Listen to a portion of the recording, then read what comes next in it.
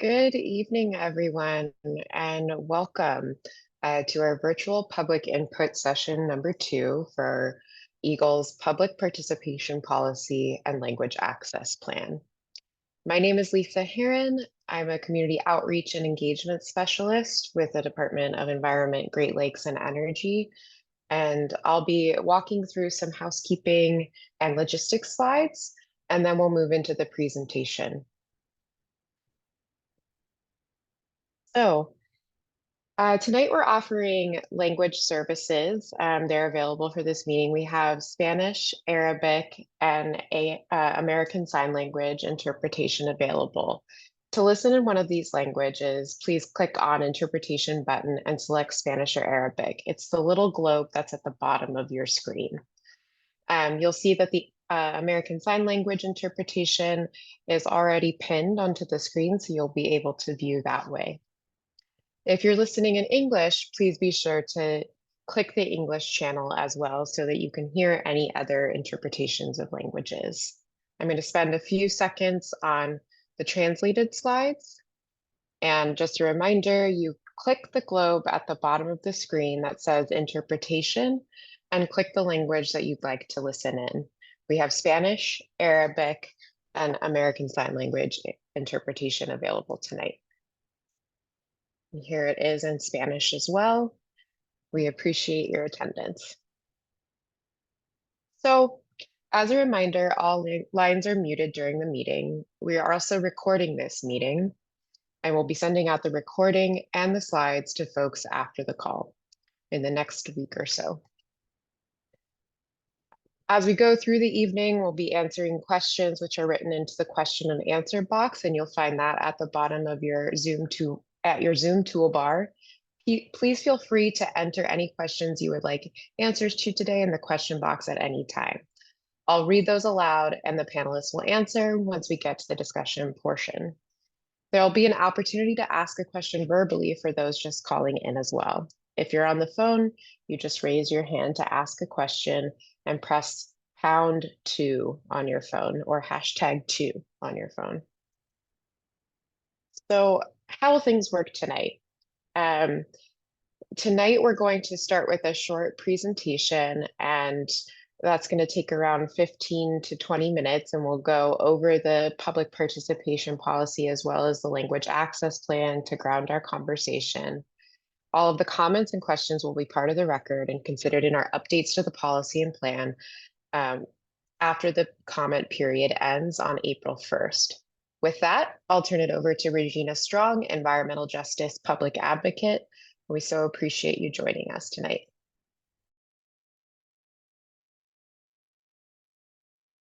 Oh, you're on mute. I moved so fast, I started talking before I took myself off mute. So good evening, everyone. I'm Regina Strong. I'm the Environmental Justice Public Advocate, as Lisa said. We can jump to the next slide. So just want to give you some grounding in what we want to cover.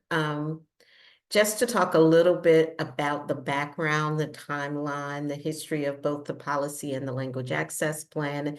Then we'll have an opportunity for discussion and comments and more information about how you can submit an official comment. Next slide, please. So as I said, I'm Regina Strong, but the Office of the Environmental Justice Public Advocate includes Katie Lambeth as well, who is our EJ and Tribal Liaison, as well as our non-discrimination coordinator. And tonight, you've already heard from Lisa Heron, who's also going to provide some background and information on our public participation policy. Next slide.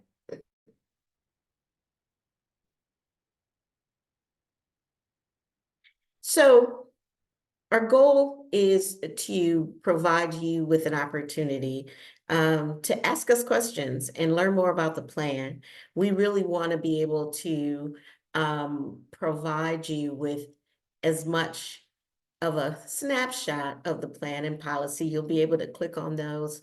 Kate Hutchins, who's part of our team as well, is going to be putting links in the chat for folks to be able to click on and see the entire policy and the entire plan.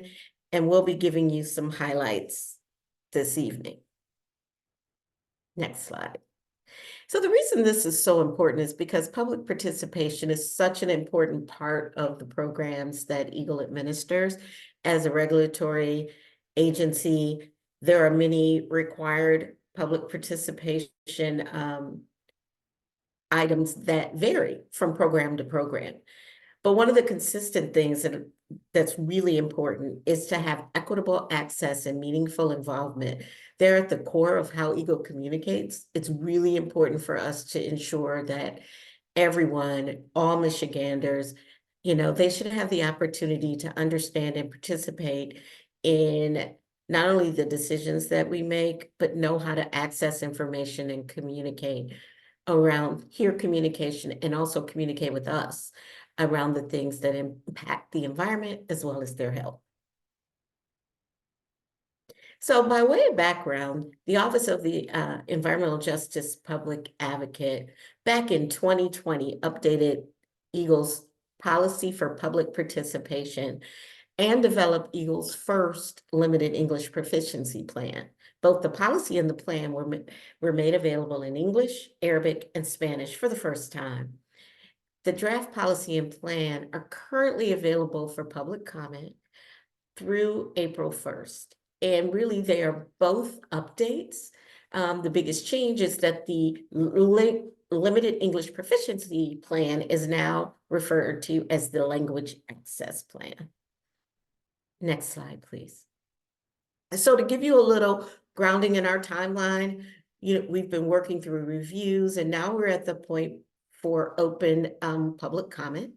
It's been a 60-day public comment period. We're in the home stretch, and all comments should be received by April 1st. And so this input session is the second session. We had one on Tuesday to provide an opportunity for people to provide verbal comments. So without further ado, I'm going to pass things over to Lisa Heron to give a little more information about what's in the public participation policy. Thank you. Great. Thank you so much, Regina. I really, really appreciate that. So I'm here to talk a little bit about the draft public participation policy. So this policy provides a framework and outlines steps and mechanisms for Eagle to consider once it's determined an agency action will include an opportunity for the public to participate. So what we mean by agency action is anything from developing regulations and rulemaking to permitting. We also have project or plan approvals. So sometimes we put together these big comprehensive plans like the My Healthy Climate Plan that require public participation and comment, and is also something where we want to engage the public on it. There's also significant compliance actions. We also call those enforcement actions. And then also the development of key Eagle initiatives and programs. It's really important to hear from stakeholders across Michigan and how we can do better to serve the public. And so with that, I'm going to talk a little bit about how things have changed within the policy. It's basically entirely rewritten, and we'll get into some of the key changes, but wanted to give you a sense of what the outline looks like now. It's expanded quite a bit. We have an issue statement, a lot more definitions about what we mean when we're using particular terms and words. And then we go deeper into what our framework is. And as Regina just mentioned, we're really thinking about environmental justice and accessibility when it comes to public participation. So for example, we have simultaneous translation available tonight, and we're hoping to do more of that moving forward. There's also the question of accessibility and functional needs. So how are people receiving information in different types of ways? And then we really go through the steps in the public participation process, including the preparation that goes into it. So we use something called the International Association for Public Participation. It's from them. It's called the Spectrum of Public Participation, and it's something that we as an agency are hoping to introduce into the way that we operate and the way that we think about public participation in our actions. Preparation also includes mapping potential stakeholders, community partners, and roles, and it goes deeper into that as well. And if there are questions on what those look like moving forward in the discussion, we're more than happy to go more deeply into each of these areas. And then the draft outline flows from preparation into the steps in the participation process. So that includes which kind of staff are we leveraging from the Eagle side of things to help us with public participation? What kind of information and materials should we be considering? How are we notifying the public? What are the ways that we're posting? How do you get a comment? You might have gotten an email or a newsletter forwarded to you to attend this meeting tonight. And that's an example of what notification is. There's also public meeting format and types. Is it virtual? Is it in person? Is it hybrid? We also have a section dedicated to public comment and how we think about public comment and response to comments. As a regulatory agency, that's something that we think about and use a lot. There's also decision and follow-up. And so what happens once the decision is made and how are we communicating out why we've made a decision? And then lastly, implementation and continuous improvement. How are we as an agency operating internally to support this policy? What are the things that we're doing to help move it forward? So the public participation policy overall, some actions are required by laws and rules to involve the public. And for these actions, there must be at least a certain amount of opportunity for the public or for community members to participate. And some things are required by regulation and some things are not required. And it really does vary depending on which division we're talking about, what type of action it is, whether it's a permit or it's enforcement. I'm just going to go through some key changes, and I've already touched on these, but I think it helps to kind of learn things in different ways and hear it again. But the key changes, we've reorganized the document entirely. So I just went over the outline, but it follows each step in the public participation process, from planning ahead to making decisions and following up afterwards. We also have expanded key terms and definitions. It includes a lot more explanations for words that are used a lot in public participation, like environmental justice and plain language, to make sure that everyone understands them. We also have key changes that are related to best practices. I mentioned the spectrum for public participation, and that's an internationally used reference when it comes to stakeholder engagement.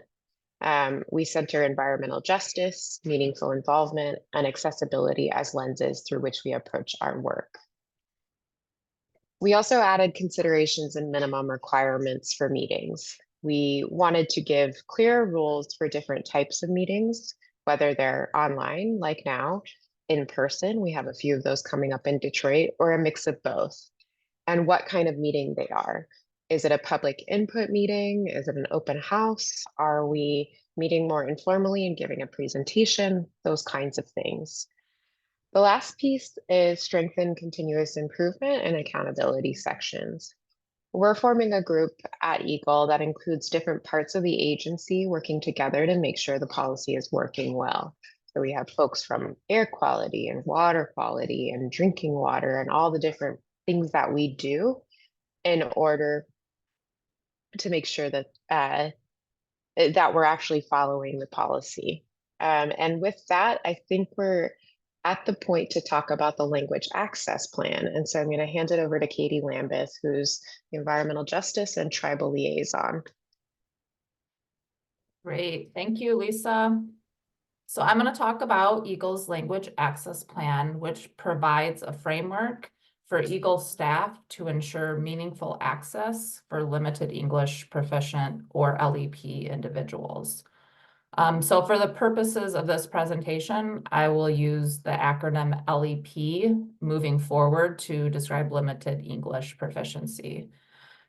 Our definition in the language access plan for LEP individuals are those who do not speak English as their primary language and who have limited ability to read, write, speak, or understand English.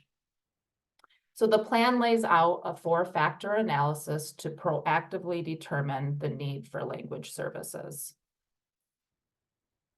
Lisa, if you can move to the next slide. Thank you. So factor 1 examines the number or proportion of LEP individuals to be served or encountered as part of an EAGLE action. The greater the number or proportion of LEP individuals, the more likely language services will be needed. EAGLE considers the geographic scope of its programs, activities, and services when determining the number or proportion of LEP individuals likely to be encountered or impacted. Identification of LEP populations can be accomplished by examining the most recent census data, using tools like the Environmental Protection Agency's Environmental Justice Screening Tool, EJ-Screen, or Michigan's Environmental Justice Screening Tool, MyEJ-Screen, as well as contacting our EAGLE district staff, local government agencies, community-based organizations, community members, and others. For factor 2, the need for enhanced language services will be based on the frequency of contact with a language group, census data regarding languages spoken in the geographic areas, and how often LEP individuals seek services and the type of language services needed. Factor 3, EAGLE considers the importance and/or urgency of the action undertaken. So the more important or urgent the service, the greater need to provide enhanced language services. And finally, for factor 4, EAGLE considers the level of resources and the cost to provide language access services. So as part of the plan developed in 2020, EAGLE began monitoring language access services, including information on language services requested, including by whom they were requested, whether it was externally or internally through EAGLE, language services provided, languages requested or provided, the purpose, the target audience and location, the cost, and any challenges that were encountered and how we resolve them. So on this slide, you can see some of the data we began monitoring. For instance, for the first time last year, we provided simultaneous interpretation at a couple of meetings. Again, we are doing that tonight. So we are hoping, like Lisa said, to continue further expanding those services. So now, in terms of the key changes to the plan, so when we first developed this in 2020, we did put it out for a 60-day public comment period. In terms of the changes to the plan, Regina kind of already mentioned that it used to be called our Limited English Proficiency Plan, so the title has been updated.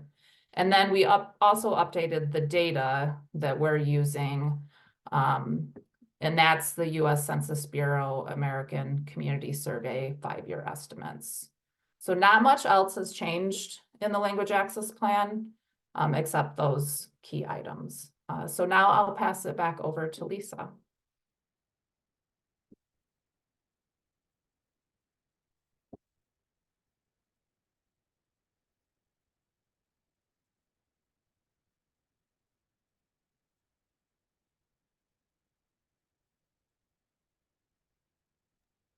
Well, we got there.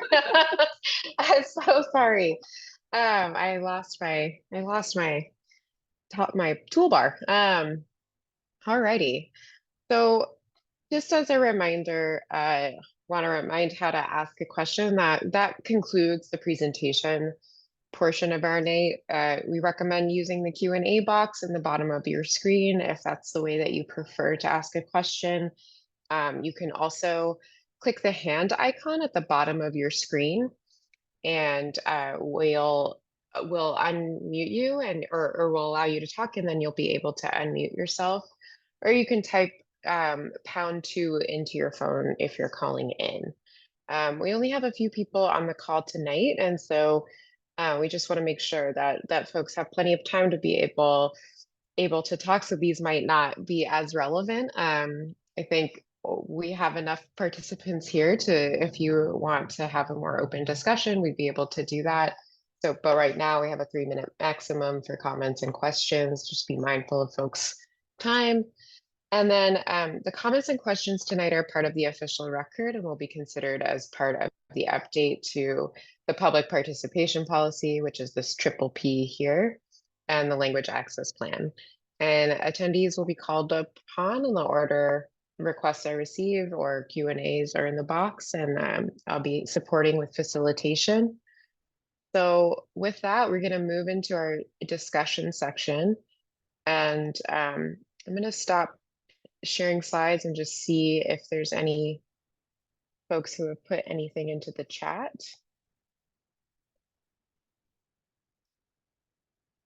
And as just a reminder, if you want to be able to access or ask a question in the language that you prefer, you'd be able to do that via the interpretation. And Jim, if I'm saying this incorrectly, please let me know, but you are able to switch over to the English channel to be able to hear your question asked. So just going to wait for a minute or two to see if there are any particular questions or hands raised. I don't see any right now. So Katie, I might share my screen again and we can go through those, the remainder of the slides while folks might generate a question or two or a comment.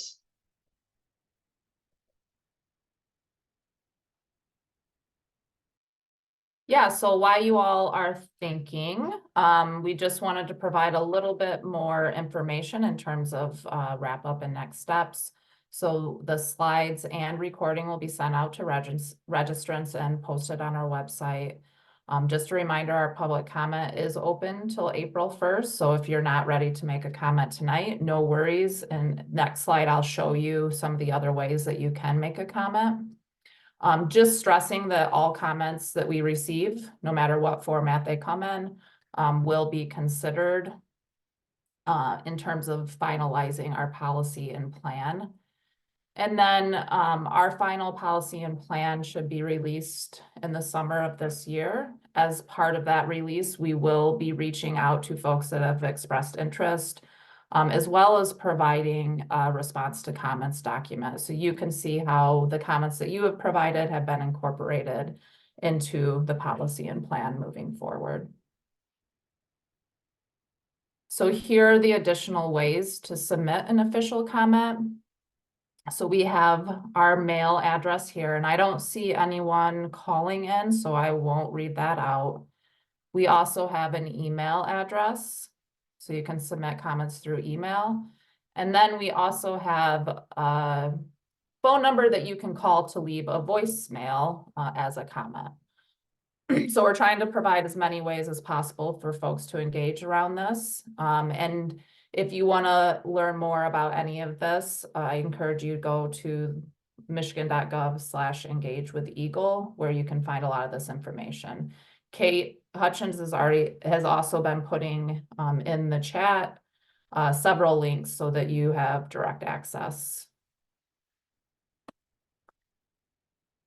And then if you do have further questions around either the plan or policy, feel free to reach out directly to Lisa and I. Our contact information is here. We also have a general address for our Office of Environmental Justice Public Advocate. So you can use that as well to ask questions. And then we have our general mailbox for community engagement. This is also where you would submit a comment by email.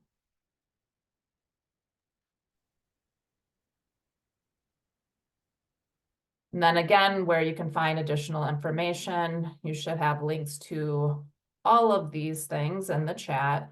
But we also have our older versions, our 2020 versions of the policy and plan. So if you're interested in doing a comparison of how things have changed, we have those as well as our translated copies. And as I mentioned, we will be putting links to the meeting recordings on that page as well. Great. I'm gonna go ahead and stop sharing. We have a question in the chat, or a few questions in the chat rather, and one of them actually might be helpful for Jim to answer because I don't know the answer. But Amar Azad, DEH, he said, "This is a great presentation on the background and how this process came to be. One thing that he noticed is that many Arabic numerals in translations are left in English. Is there any study for this or reason for this?" I wish that I knew the answer to that, and I don't know that Katie and Regina would either, but I think this is something that if it is a typical practice, we can bring to the folks that do the translations for us. And then, do you share multilingual educational Eagle resources with cities like the city of Dearborn or city of Hamtramck? So Katie, I don't know if you wanted to take this, but I have some answers to that. Okay. Go for it. So yeah, so we have some of our resources translated into Arabic, in particular air quality related items. We also have radon related materials that are translated into Arabic. But if you'd like to follow up, I would love to chat about potential resources that could also be translated that would be helpful for Arabic speakers in the city of Dearborn or city of Hamtramck. I myself live in Detroit and know that a lot of our resources right now, many of them are translated into Spanish, but Arabic is something that we can definitely improve upon. And to that end, the answer to the question, is there a portal website for Arabic educational information? Not currently, but we certainly can start to think about what are things that we can translate more and more into Arabic as we hear feedback from community partners. So I hope that answered your question. And again, happy to follow up and have a deeper conversation about what materials would be most relevant for folks living in Dearborn as well as in Hamtramck.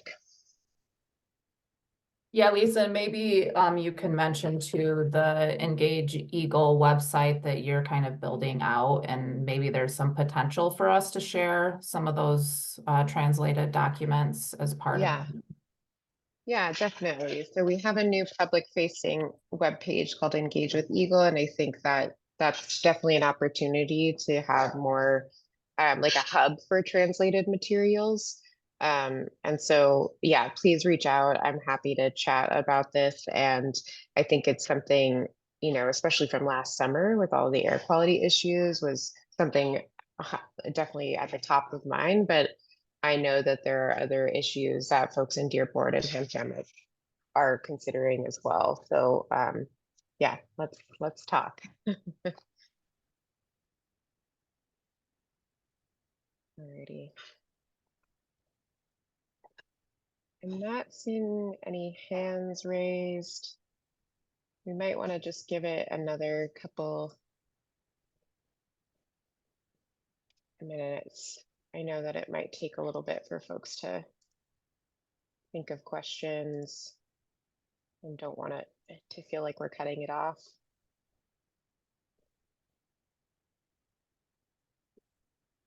I don't see anything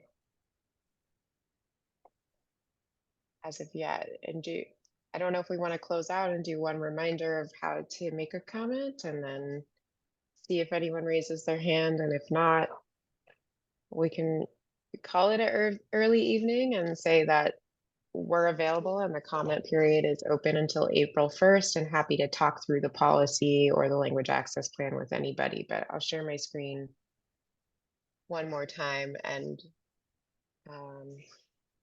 we can just go through that, how to comment.